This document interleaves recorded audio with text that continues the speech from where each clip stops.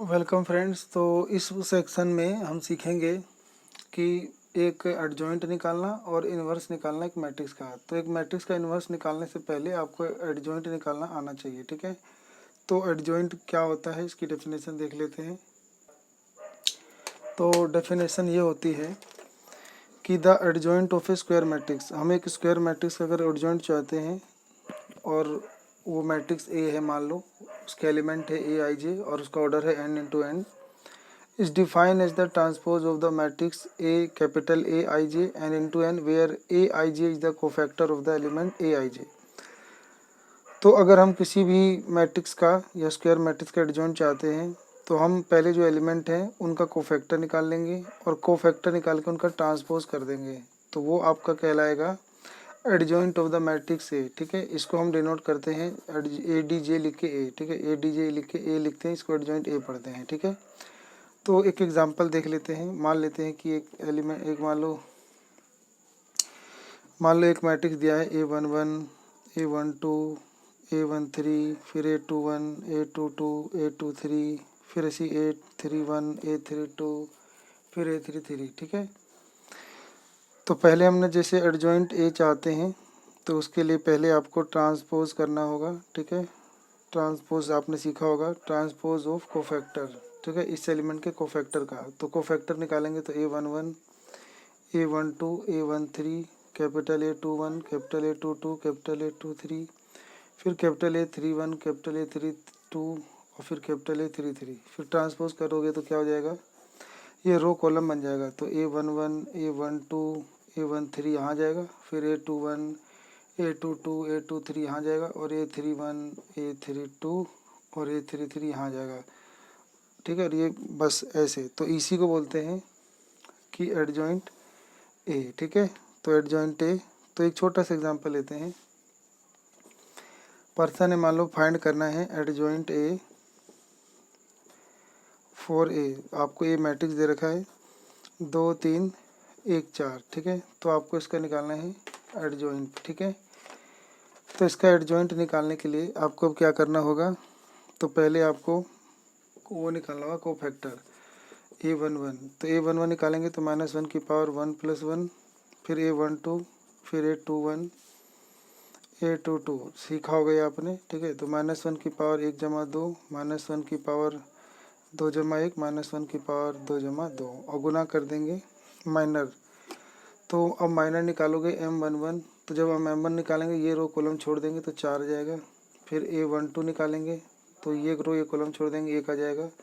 फिर A21 निकालेंगे तो ये रो ये कॉलम छोड़ देंगे 3 आ जाएगा। फिर A22 निकालेंगे तो यानी ये रो ये कॉलम छोड़ देंगे तो 2 आ जाएगा, ठीक है। तो यहाँ पे लिख देंगे M11 M12 M21 M22।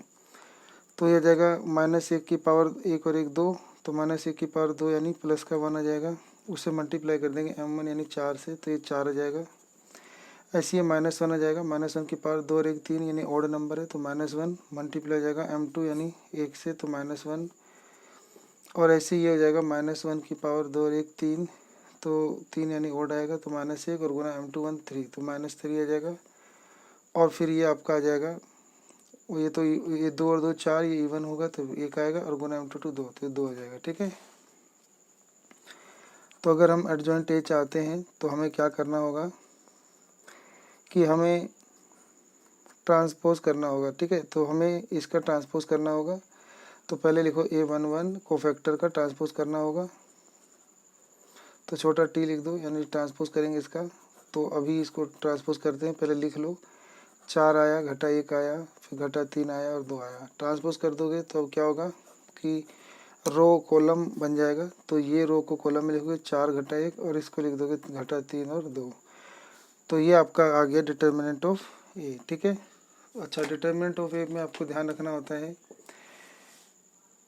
कि जैसे मान लो ए का हम डिटर्मिनेंट निकाल रहे हैं, मतलब एडजॉइंट ए निकाल रहे हैं, तो ये दोनों, ये जो डायगोनल एलिमेंट है ये इंटरचेंज हो जाते हैं। तो देखो ये इंटरचेंज हो गया, 4 ऊपर 2 नीचे, ठीक है। और इनके साइन चेंज हो जाते हैं, ये दोनों प्लस थे तो दोनों माइनस हो जाएंगे। अगर ये माइनस था तो प्लस हो जाता, और ये प्लस है तो माइनस हो गया, और ये माइनस होता तो प्लस हो जाता, और प्लस है तो माइनस हो गया, ठीक है। तो इस बात का आपको ध्यान रखना है तो ऐसे याद करना है आपको कि ये जो डायगोनल वाले एलिमेंट है ये जो होते हैं आपस में क्या हो जाते हैं, तो ये आपस में इंटरचेंज हो जाते हैं। केवल ये दो ऑर्डर वाले की बात कर रहा हूँ, ठीक है। और ये जो होते हैं अपने साइन चेंज कर देते हैं, और कुछ कुछ ऐसा 3 ऑर्डर में भी होता है, तो आपके जो साइन होते हैं वो चेंज हो जाते हैं। तो ये बात को आपको पूरा ध्यान रखना है, ठीक है। उसके बाद एक आध फार्मूले होते हैं कि अगर ए को निकाल कर अगर हम एडजॉइंट ए से गुना करें तो वो बराबर होता है, चाहे ए को एडजॉइंट ए निकाल के उसे ए से गुना करें तो भी वो जो होता है वो ए के डिटर्मिनेंट और आई आई आई होता है आइडेंटिटी मैट्रिक्स का मल्टीपल के बराबर होता है, ठीक है। तो ये आपको फॉर्मूला जो है याद करना है, ठीक है। इसके बाद आपको याद करना है कि अगर हम किसी का डिटर्मिनेंट निकाल रहे हैं, किसी मैट्रिक्स डिटर्मिनेंट निकाल रहे हैं और वो 0 आ जाए तो उसको कहा जाता है कि वो एक सिंगुलर मैट्रिक्स है, ठीक है। तो यानी कैपिटल ए जो है मैट्रिक्स ए जो है वो एक सिंगुलर मैट्रिक्स, ठीक है। और अगर डिटर्मिनेंट निकालने में 0 नहीं आया तो इसका मतलब होगा ए इज नॉन सिंगुलर मैट्रिक्स, ठीक है। तो इतना मैं उम्मीद करता हूँ कि आपको समझ में आ गया है, ठीक है। तो अब एक थ्योरम और पढ़नी है हमें, ठीक है, कि अगर हम मान लो ए बी का डिटर्मिनेंट गुना करके निकालें तो वो ए का डिटर्मिनेंट और गुना बी के डिटर्मिनेंट के बराबर होता है, ठीक है। एक दो और फॉर्मूले होते हैं जिससे आपको याद करना है कि if A is a square matrix, मान लो ए एक स्क्वायर मैट्रिक्स है ऑफ ऑर्डर, उसका ऑर्डर जो है वो n है, तो देन एडजॉइंट ए का जो डिटर्मिनेंट होगा वो बराबर होगा उस ए का ही डिटर्मिनेंट और बस पावर क्या हो जाएगा n-1, ठीक है। तो बस इसके बराबर होगा, ठीक है। तो मान लो कोई स्क्वायर मैट्रिक्स है, उसका ऑर्डर n है यानी 3 है, तो अगर ये 3 है तो हम एडजॉइंट का डिटर्मिनेंट निकालेंगे तो वो बराबर हो जाएगा उसी ए के डिटर्मिनेंट का 3 - 1 यानी ए उसकी पावर 2, ठीक है। तो बस इतना आपको याद करना है, बहुत ही इम्पोर्टेंट फार्मूला है, ठीक है। तो एक फार्मूला और थोड़ा सा जो है याद करना है आपको, ठीक है। तो वो है आपका कि ए स्क्वायर मैट्रिक्स, कोई भी एक स्क्वायर मैट्रिक्स है कैपिटल ए इज इनवर्टिबल, यानी हम उसका इन्वर्स निकाल सकते हैं। तो इफ़ एंड ओनली इफ़, यदि और केवल यदि तब निकाल सकते हैं जब A is non singular matrix, जब ए जो होगा ना और नॉन सिंगुलर मैट्रिक्स होता है वो तब होता है जब ए का डिटर्मिनेंट जो होता है वो 0 ना आता हो, ठीक है। उसके बाद मान लो हमें ए का इन्वर्स निकालना है, ठीक है। इसे कहा जाता है ए इज इन्वर्टिबल। तो ए का इन्वर्स निकालना है तो आपको क्या करना होगा, एडजॉइंट ए निकाल कर उसको डिवाइड करना होगा ए के डिटर्मिनेंट से, ठीक है। तो ये फार्मूला होता है इन्वर्स निकालने का, ठीक है। तो ये फार्मूला जो है आपको याद करना है, जब आप ए का इन्वर्स निकालोगे तो इससे आप निकाल सकते हो, ठीक है। तो मान लेते हैं कि क्वेश्चन है मेरे पास कि मुझे फाइंड करना है ए का इन्वर्स, ठीक है। तो इफ़ मुझे ए दिया हुआ है 1 3 3 1 4 3 1 3 4, ठीक है। तो ये मुझे दिया हुआ है, मुझे इसका इन्वर्स निकालना है, ठीक है। तो पहला काम होगा कि हम इसका डिटर्मिनेंट निकाल लेंगे।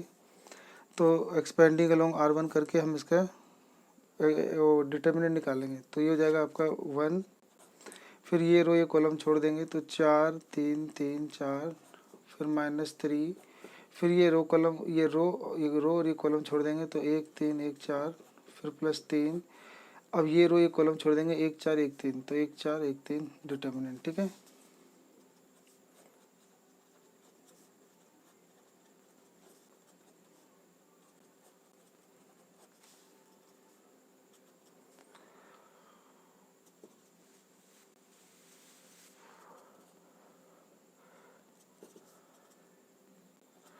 तो ये 1 आ रहा है यानी ये 0 नहीं आ रहा है, तो यानी ये एक नॉन सिंगुलर मैट्रिक्स है।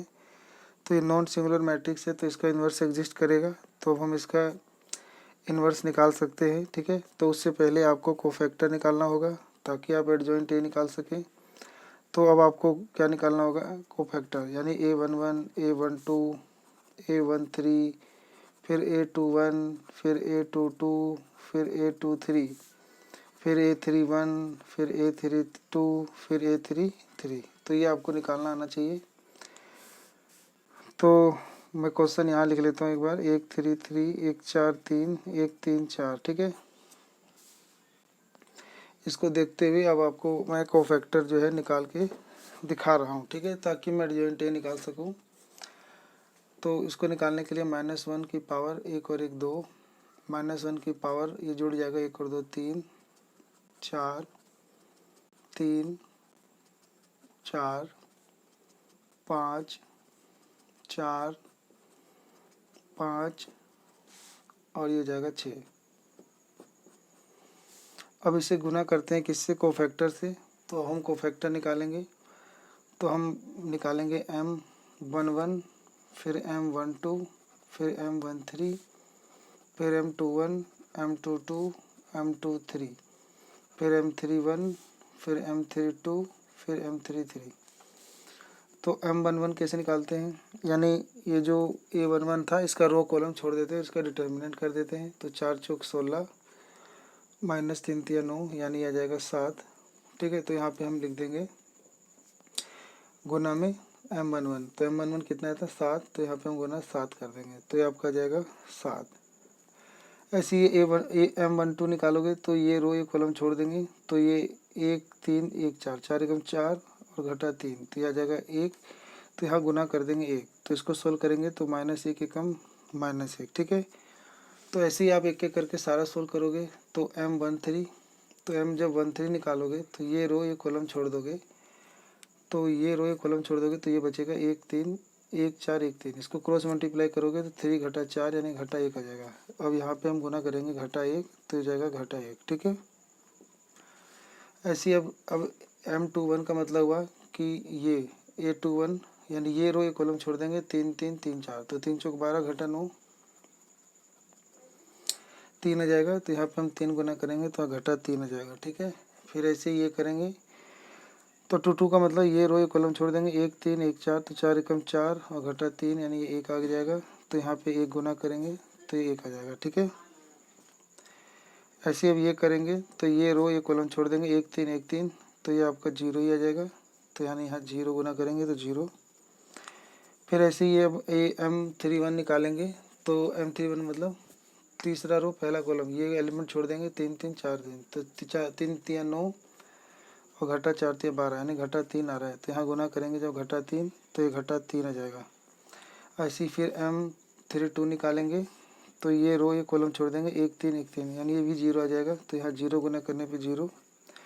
अब 33 निकालेंगे तो ये रो ये कॉलम छोड़ देंगे, तो 1 3 1 4, 4 एकम 4 घटा 3, ये 1 आ जाएगा। तो यहाँ 1 गुना करने पे ये 1 ही आ जाएगा, ठीक है। तो अब आपको क्या चाहिए था, एडजॉइंट ए। एडजॉइंट कैसे निकालते हैं, ये जो आपने कोफैक्टर निकाला था इसका ट्रांसपोज कर देंगे। तो पहले इसे लिख दो 7 घटा 1 घटा 1, फिर घटा 3 1 0, फिर घटा 3 0 1, इसका ट्रांसपोज कर दो तो आपका जाएगा 7 घटा 1 घटा 1 घटा 3 1 0 घटा 3 0 1, ठीक है। तो ये आपका क्या आ जाएगा, ये आपका जाएगा एडजॉइंट ए, सही है। फिर आपको क्या निकालना था, ए का इन्वर्स। तो ए का इन्वर्स का फार्मूला होता है कि हम 1/a के डिटर्मिनेंट को मल्टीप्लाई कर दें एडजॉइंट ए से, ठीक है। तो डिटर्मिनेंट क्या आया था आपका, डिटर्मिनेंट आपका 1 आया था। अब यहाँ पे लिख दोगे आप 1/1 और एडजॉइंट ए ये रहा, ठीक है।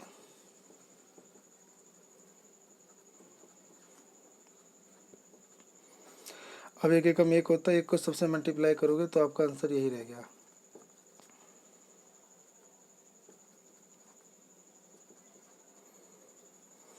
तो ये आपका आ जाएगा ए का इन्वर्स, ठीक है, जो बिल्कुल ही सही है, ठीक है।